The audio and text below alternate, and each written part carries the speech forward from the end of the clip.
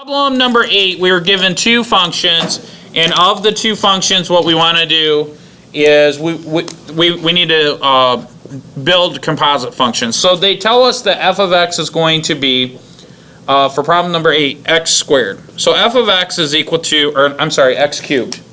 And then g of x, I'll write in a different color, is going to be the cube root of 1 minus x cubed, right? And so they said find f plus g, and then f minus g, and then f times g. So to do that, basically what I'm going to do is if I want to say f plus g, I'm just going to say x cubed, right, plus the cube root of 1 minus x cubed. So all of that is equal to f plus g of x. See what I did there? This isn't the right thing. Yeah, we're doing f divided by g and g divided by f. For number 8? Yeah.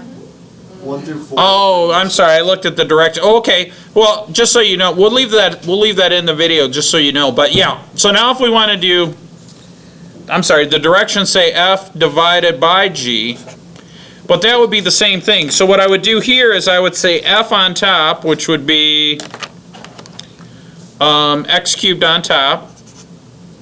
Okay.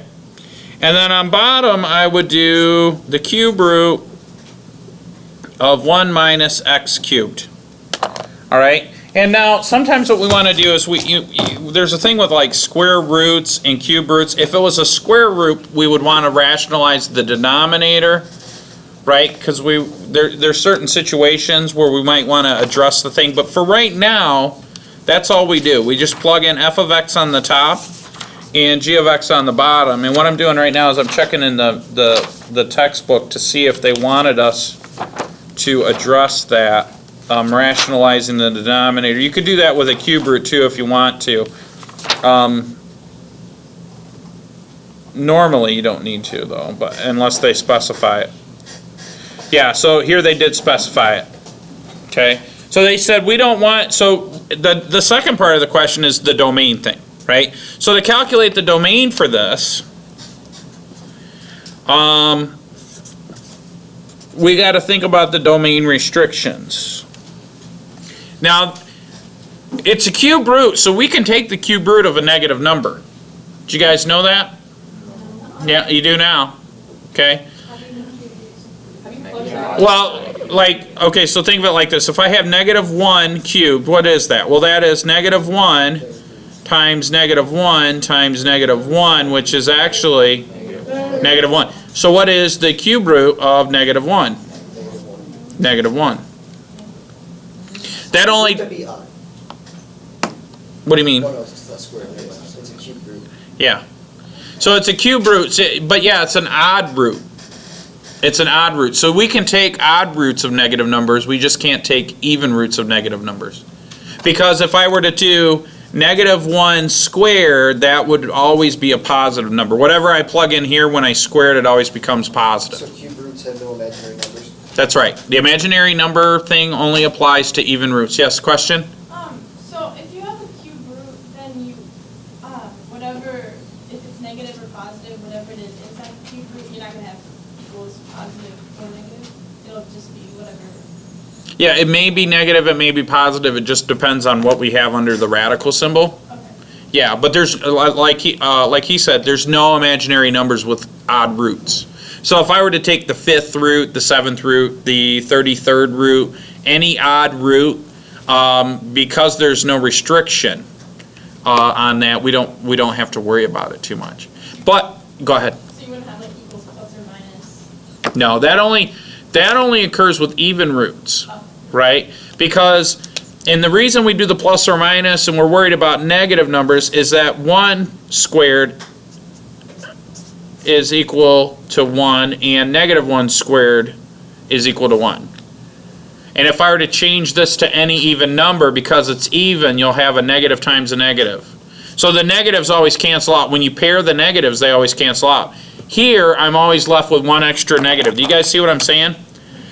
These always cancel out. Well, they don't, cancel is not the right word, but you know, when you take a negative and multiply it by another negative, it becomes positive. Because this is an even number, you're always going to have one negative value dangling on the end. Well, if this is an even number, you're always going to, you know, they're always going to, a negative times a negative is positive. And as long as I have groups of 2, the 2 negatives will become positive. So that's why we cannot take the even root of a negative number, but we can take an odd. Does that make sense to you guys? Yeah. Okay. So that's not an issue in this case, but that radical is on the bottom of a fraction. So we have to remember that this 1 minus x cubed cannot equal 0. Right? Because this whole thing on the bottom of the fraction cannot equal 0. So how do we solve that? Does anybody have an idea? Use Just inequality. do 1 minus The 1. cube root of Yeah, so what do I do to get rid of the cube root? Cube. Cube it. So when I cube this, I got to cube the other side. Well, 0 cubed is still 0, and the cube root is undone by the cube. So I've got 1 minus x cubed. Move the 1 over to the other side, and I've got negative x cubed cannot equal negative 1. Divide both sides by negative 1, and so what do I plug in for x? Take the cube root of both sides again, and I end up with x equals 1, right? And we know that because 1 cubed is equal to 1. But what we really are saying is x cannot equal 1. So now how do I write the domain? Well, then the domain for this particular function is going to go from negative infinity to 1, not including 1, and then go from 1 to positive infinity. Because the only restriction is that it can't equal 1. Does that make sense? Alright, good. Any questions? Now that's just the first half. Now we got to do that again with g over f, right? So now if I do g over f, that looks like this, g over f.